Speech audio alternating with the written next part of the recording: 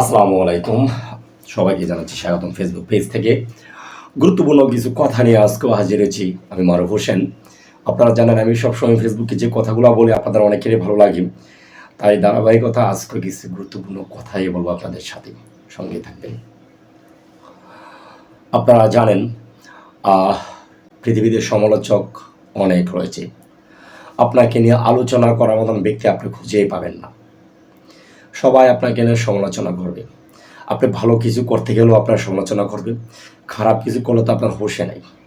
তার মানে হচ্ছে সমালোচক থাকবেই, ভালো মন্দ আপনার থাকবেই।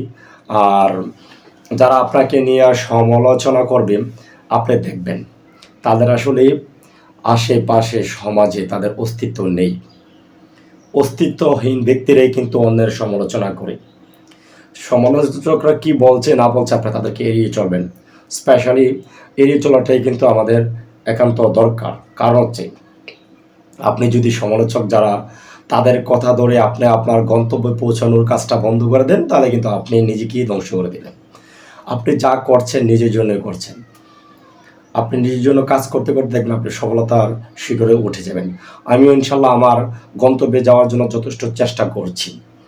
কে কী বলছে না বলছে এটা নিয়ে আমি কখনো মাথা ঘামাই না। আমরা আসলেই বিভিন্ন সাকসেসফুল পারসন যারা আছে তাদের কথাগুলো শুনে ইন্সপায়ার্ড হই। ওইটা ইন্সপায়ার হওয়ার দরকার নাই। আপনি আপনার গন্তব্যে যাওয়ার জন্য যে পরিশ্রমটা দরকার ওইটাই করতে থাকেন। ইন্সপায়ার্ড হওয়ার দরকার নাই। আমি সবসময় এই কথাগুলো বলি, আপনি কি করতে চান এটাই করবেন। নিজের সফলতা নিজেই কিন্তু বয়ে আনতে হবে ভাই। অন্যের ভিডিও দেখে অন্যের কথা শুনে নিজে কখনো সফল হতে পারবেন না। আপনার সফলতায় যে জিনিসটা দরকার সেটা হচ্ছে কঠোর পরিশ্রম, এবং ওই পরিশ্রমটা শুধু শারীরিক পরিশ্রম হলেই হবে না, ওটা মেধা খাটিয়ে কিন্তু আপনাকে পরিশ্রমটা করতে হবে, এবং একটা প্ল্যানিং অনুযায়ী আপনাকে এগিয়ে যেতে হবে। কে কি বলছে ভাই, সমালোচক কথা শোনা দরকার নাই ভাই, শুধু কষ্ট করেন। আমরা যারা কাজ করে বিভিন্ন সেক্টরে, আপনি একটা জিনিস চিন্তা করেন না, আমি একটা কথা বলি, আপনার একটা ভালো লাগবে একটা কথা। আপনি কোথাও জব করেন, ধরেন 8 থেকে 10 ঘন্টা জব করেন, কিন্তু নিজের জন্য 8 থেকে 10 ঘন্টা যদি কাজ করতেন, মানে অন্যের জন্য কাজ না করে নিজের জন্য, ঠিক আছে, তাহলে কিন্তু আপনি সফল হতেন। আপনি কাজ করেন অন্যের জন্য 15-20 হাজার 30 হাজার টাকা স্যালারিতে, আপনি যদি নিজের জন্য করেন এটা কিন্তু সম্ভব।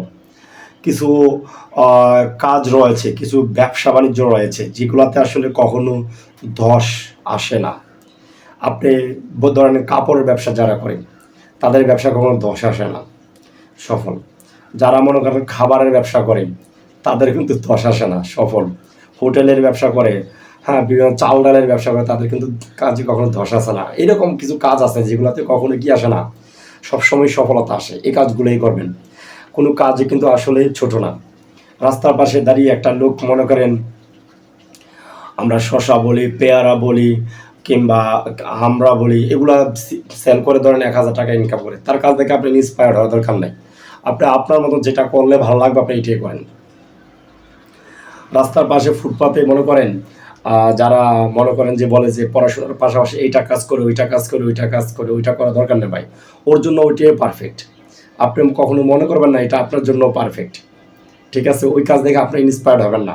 আপনি কী কাজ করতে চান, কী কাজ করলে আপনি নিজে সফল হবেন, ওইটাই করবেন। আমি সোশ্যাল মিডিয়া নিয়ে কাজ করি। আমি মনে করি যে ইন ফিউচার আমার ফেসবুক এবং ইউটিউব থেকে ভালো কিছু করব, এবং আমি এটার উপরে টোটালি ডিপেন্ডেন্ট। কারণ ইন ফিউচার আমি মনে করবো এটা যে ভালো করব, এবং ইনশাল্লাহ আপনাদের সাপোর্টও লাগবে। নিজের কাজকে নিজেরা সম্মান করবেন। সবচাইতে বেশি যে জিনিসটা দরকার এটা হচ্ছে আপনি আপনার নিজেকে বেশি সম্মান করবেন। আপনি আপনার কাজকে সম্মান করবেন। সমালোচকরা সমালোচনা করবেই, তাদেরকে এড়িয়ে চলুন। ধন্যবাদ। আসসালামু আলাইকুম।